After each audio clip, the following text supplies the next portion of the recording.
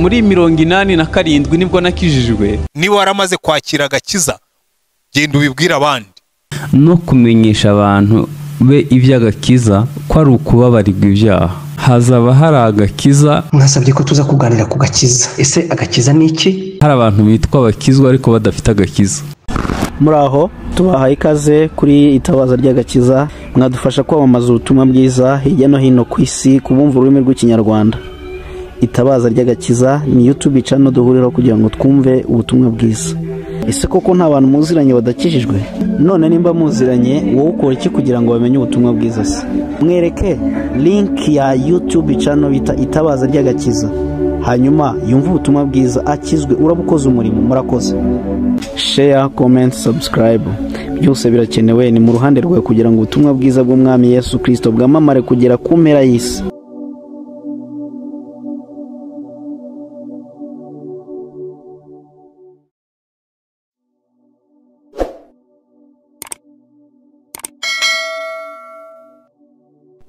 Haleluya. Tubahaye ikaze mu ijambo ry'Imana hano kuri Itabaza ry'agakiza, kuri platform Itabaza ry'agakiza. Ni platform yanyu dusangiriraho ijambo ry'Imana. Reka tubanze dusenge. Muri kumwe nanjye Eva Twahirwa Emi. Mana yacu turagushimiye, turaguhimbaje. Uri mwiza, uhimbazwe kudukunda, uhimbazwe kubw'imbabazi zawe, uhimbazwe kubw'ubuntu bwawe, uhimbazwe ko waturinze ukaturindira imiryango, ukaturindira mu kazi. Mana, uyu munsi wa none twongeye kugushimira kubw'imbabazi zawe. Urakoze. Ganira natwe mu ijambo, utwungure kandi mwami twambika imbaraga zidasanzwe z'ubwiza n'icyubahiro icyo utanga. Uri Imana igira neza, uri Imana ishobora byose. Tugushimiye ibyo wakoze kandi tukuragije n'ibiri imbere. Amen. Haleluya. Ndagira ngo twige ijambo ry'Imana rivuga ko ubwami bw'Imana bugizwe n'amahame. Ubu bwami bw'Imana buratwaranirwa bene data. Ubu bwami bw'Imana bwubakiye ku mahame, bwubakiye ku mahame. Eka tureba ayo mahame n'ayahe. Mbere na mbere yuko tuvuga kuri ayo mahame, turaza kwifashisha igitabo kimwe kiri muri Bibiliya cy'abami ba mbere. Turibanda ku gice cyaho cya 9 ariko turavuga no ku gice cya 8. Umugaragu w'Imana Salomo, umuhungu wa Dawidi cyangwa se umwami wa Isiraheli. Salomo wari umuhungu wa Dawidi, ngo bajya gucura isanduku y'Imana, bayizana mu nzu y'Imana. Salomo amaze kuzuza urusengero urw'Imana yari yarasezeranye na Dawidi. Dawidi ubwo yavugaga ngo azubakira Imana urusengero, ariko Imana kubera ko Dawidi ngo yari yarakoze intambara nyinshi ku biganza bye, afite amaraso menshi, Imana ntiyamwemera kubaka iyo nzira, avuga ngo izubakwa n'umuhungu wawe uwo wikuriye mu nda. Uwo muhungu rero nta wundi wubatse inzu y'Imana ni Salomo. Salomo niwe washimwe kugira ngo yubake inzu y'Imana. Amaze kuzuza iyi nzu rero, Salomo ngo yagiye gucyura isanduku y'isezerano, ayizana mu nzu y'Imana. N'Abisiraheli bose bari baturutse impande n'impande, baza mu nzu y'Imana kugira ngo bashime Imana. Baza aho ngaho ku musozi baramya Imana aho Salomo yari yujuje urusengero. Nyuma yaho rero ngo asenga isengesho ryiza riryoshye, tuzarirebaho naryo.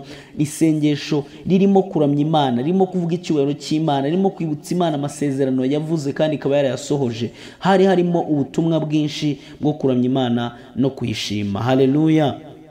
Ngo nyuma yaho rero mu gice cyaho cya 9, Salomo aryamye, Imana iza kumusanga nk'uko yajyaga imusanga n'ubundi mbere hose.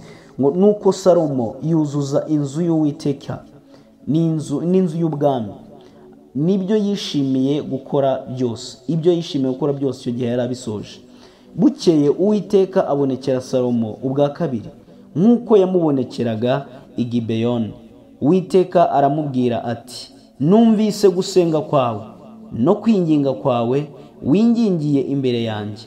Nereje iyi nzu wubatse kugira ngo izina ryanjye riyibemo iteka ryose, kandi amaso yanjye n'umutima wanjye bizayihoraho iminsi yose. Haleluya. Shuti bene data, iyo Salomo yasenze yinginga, Imana yarabyumvise kandi ngo ihagurukira kubikora no kureba amaso yayo ngo azajya ahora kuri iyo nzu. Ikibazo uyu munsi nakubaza ngo usenga ute? Hari ubwo utangira gusenga. Salomo ngo asenga yari apfukamye azamuye amaboko atangira gusenga asingiza Imana. Uyu munsi wa none sinzi umuco waje wuko abantu basenga bahagaze, ntago nzi aho byavuye, wuko abantu bimuye mu gihe cyo kwiherera ari mu mwanya wo gusenga rwose ntabe yapfukama. Ariko ngo Salomo umwami yasengaga apfukamye kandi azamuye amaboko. So ushobora gupfukama kuma ukoresheje amavi ariko mu mutima udapfukamye. Gupfukama ni iki rero? Ni uguca bugufi. Byagaragazaga ni ishusho yo guca bugufi, ni ishusho yo kumva ko nubwo ugaragara nk'umunyacyubahiro ariko uri hasi. Nicyo Salomo yarashatse kugaragaza. Uyu munsi rero ukeneye guca bugufi, utitaye ku cyubahiro cyawe. Ngo deje w'ikigo runaka barambona mfukamye se, umuntu runaka barambona mfukamye se, baravuga iki? Oya, menya ko Imana isumba byose iri hejuru yawe. Wige guca bugufi no gupfukama no kuyishakana umwete. Haleluya. Salomo ngo arapfukama azamura amaboko mu kirere ayatunga ijuru, atangira gusenga isengesho ryo kwinginga. Nyuma rero ngo Imana nijoro iramubonekera, iramusanga mu nzozi nk'uko yari isanzwe imuganiriza. Iramubwira iti gusenga kwawe nakumvise, kwinginga kwawe nakumvise, ariko hari ibyo ugomba kugenderaho. Nibyo tugiye kuvugaho. Wowe iyo usenga uvuga iki? Wasanga utangira utokesha, utangira usaba, utangira uvuga ngo Mana nkeneye ibi, Mana urabona mu kazi, Mana uyitura ibibazo gusa, udashobora kuyipfukama imbere ngo uyibwire ngo Mana uruwera, Mana ugira neza, Mana urakomeye, Mana urahambaye, niwe waremye ijuru n'isi, waremye ibiti, inyoni n'ibiguruka byose, ibiri mu mazi, abantu niwe wabaremye, uri umunyacyubahiro, nta yindi Mana iriho itari wowe, ngo usingize Imana muri ubwo buryo. Ahubwo ugasanga urahita uvuga ngo Mana urabibona ko runaka yanzengereje, urabona ko akazi bimeze nabi, urabona ko divorce insatiriye, ukagenda uyitura ibintu bimeze gutyo gusa udashobora kwishima. Oya, ntago ariko Salomo yasenze. Salomo yasenze yinginga Imana. Bene data, twige gusenga. Imana rero imaze kubonekera Salomo, yamuhaye amabwiriza, yamubwiye ibyo agomba gukora.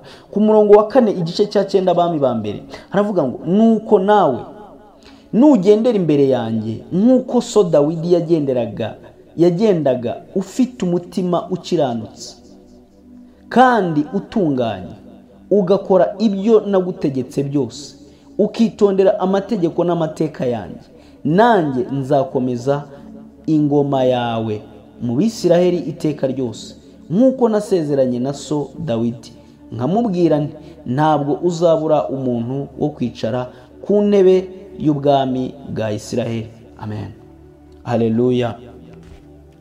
Nugendera imbere yanjye ukitondera amategeko yanjye, ukumvira ibyo nagutegetse byose, sinzabura kubana nawe, ntabwo nzabura kuguha umugisha. Musore, Imana ntizabura kukugirira neza. Wa mupapa we, Imana ntizabura kubana n'urugo rwawe n'abana bawe. Wa mubyeyi we, Imana ntizabura kubana nawe. Ariko nugendera mu mategeko yayo, ukayitondera kandi ukagendera mu nzira zayo, ukazumvira, ukaba bugufi bw'Imana, ukayishakana umwete, Imana ntizabura kukugirira neza. Ese witondera amategeko y'Imana muri ibi bihe? Ese ugendana n'Imana gute? Ese witondera iby'Imana yagutegetse gute? Amategeko y'Imana uyagenderamo gute? Ni gute wirinda kuba mu byaha? Ni gute wirinda gusayisha? Ni gute wirinda ishyari? Ni gute wirinda ubugome? Icyaha cyose ni ubugome. Ni gute wirinda ubusambanyi? Ni gute wirinda ubujura? Ni gute wirinda kuvuga mwene so? Ni gute wirinda urwango? Ni gute wirinda kuroga? Ni gute wirinda imbaraga mbi zose z'umwijima zigutegeka? Ni gute wirinda irari? Ni gute usenga? Ni gute ufasha abababaye? Ni gute ushaka n'Imana umwete? Ni gute usura abarwayi? Ni gute? Mwene data, wenda ujya gusura abarwayi kubera yuko ufite umurwayi nawe kwa muganga, ukavuga ngo ubwo uyu arwaye reka ntware amasoro 2, reka ntware ibingibi mprofitireho no gusura abandi. Nimba ugira neza kubera yuko uri muri kayi ikibazo runaka, ntabwo Imana izigera iterwa ishema no kugukura mu bibazo, kubera yuko iyo uri mu bibazo nibwo ukora ibyubahisha ubwami bwayo. Nimba ufasha abababaye kubera yuko uri mu bihe bidasanzwe, uvuga ngo ugomba gusenga kubera ko uri mu bihe by'amasengesho, Imana izaguhozaho gutuma uhora uri mu bihe bituma ukora neza, kubera yuko mu bihe biri normale, mu bihe byiza, mu bihe by'umunezero udashobora kwibwiriza kugira neza. Niyo mpamvu Imana nayo itazigera ireka kukurekera muri ibyo ngibyo bituma ikubona hafi yayo. Haleluya. Mwene data, ukwiye kugendera mu mategeko n'amabwiriza y'Imana iguhereza uyu munsi. Ukwiye kugendera mu gushaka kw'Imana, ukwiye kugendera mu kubaho kw'Imana, ukwiye kugendera mu bwiza bw'Imana, ariko ibyo byose ukabishakana umwete no gukiranuka. Haleluya, haleluya. Imana yakomeje ibwira umugaragu Salomo, iramubwira ngo ariko nimuteshuka cyangwa abana banyu mukanyimura ntimwitondera amategeko n'amateka yanjye nabashyize imbere, mukajya gukorera izindi mana mukaziramya, nanjye nzarimbura Abisiraheli mu gihugu nabahaye. Mu gihugu nabahaye, kandi iyi nzu nereje izina ryanjye nzayijugunya imve mu maso, kandi Abisiraheli bazaba iciro ry'imigani n'agashinyaguro mu mahanga yose. Kandi iyi nzu nubwo ari ndende, uzayinyura imbere wese azatangara yimyoza ati, ariko niki cyatumye Uwiteka agenza iki gihugu n'iyi nzu bene aka kageni? Bazamusubiza bati, nuko baretse Uwiteka Imana yabo yakuye ba sekuruza babo mu gihugu cya Egiputa, bakakorera izindi mana, nicyo cyatumye Uwiteka abateza ibyo byago. Haleluya. Uyu munsi wenda urimo kuvuga ngo ntago ndi umwisiraheli, Imana nta Egiputa yanywemo, ibyo ngibyo ni ibya kera, ni iby'amateka. Ariko reka ngusobanurire, reka twige ijambo ry'Imana. Shuti mwene data, inzu y'Imana muri iyi minsi ntago ishushanywa n'urusengero rwubatse ahantu runaka. Oya, ntago ishushanywa n'inzu runaka usengeramo. Oya, ni wowe nzu y'Imana, ni wowe rusengero rw'Imana. Imana yaduhaye umwana wayo Yesu Kristo kugira ngo atwegereze ubwiza bwayo, kugira ngo ahari ahera tuyigerereyo. Ntiyatureka gutyo gusa, aduhereza n'umwuka wayo wera kugira ngo uwo mwuka wera asengere muri twebwe. Iyo rero dusayishije mu byaha, iyo twisanze muri karande, iyo twisanze dukomeza kugendera mu nzira za kera z'ibidafite umumaro, icyo gihe ntabwo Imana ikomeza kuba muri twebwe. Imana iratureka, ireka imitima yacu kuko yagiye kure, ngo nzareka urwo rusengero rusenyuke. Bantu bazatangazwa nuko wahoze uri mwiza ariko wabaye akazizi, nuko wuzuye ibikomere. Abantu bazatangazwa nuko wahoze uri umusore ariko bigaragara ko wangiritse. Abantu bazatangazwa nuko watatswe n'uburwayi. Abantu bazatangazwa n'ubukene bwakwatatse kandi warahoze uri umukire, kubera yuko wagendeye mu byaha, kubera yuko wagendeye mu bidafite shinge na rugero, kubera yuko wimuye Imana yawe, kubera yuko utakigendera mu gutinya Imana no gushaka umwete. Imana izareka urwo rusengero. Urwo rusengero ni uruherero rwa none. Urwo rusengero ni wowe. Abakorinto ibice 6:3.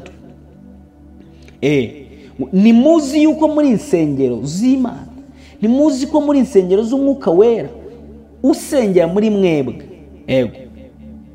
Niyo mpamvu udakwiye kwikorera ibyo wishakiye. Urusengero rw'Imana ntabwo barukoresha ibyo bashaka.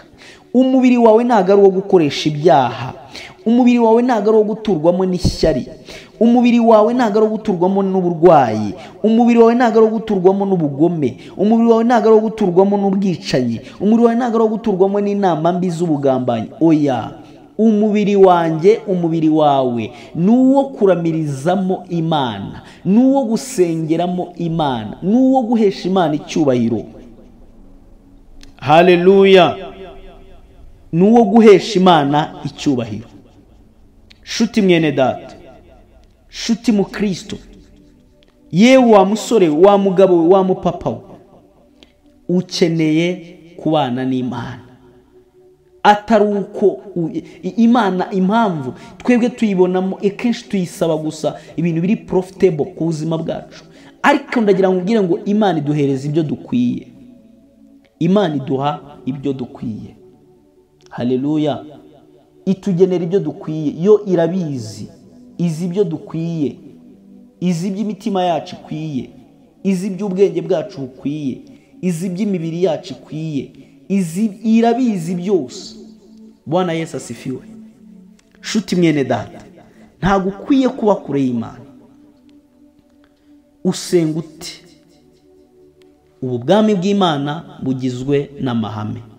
Ihame rya mbere ni ukubaha amategeko y'Imana. Icya kabiri ni ukumenya ko Imana ari isumba byose. Irya mbere ni ukumenya ko Imana isumba byose. Irya kabiri ni ukubaha no kugendera mu mategeko yayo. Irya gatatu ni ukudateshuka mu nzira zayo.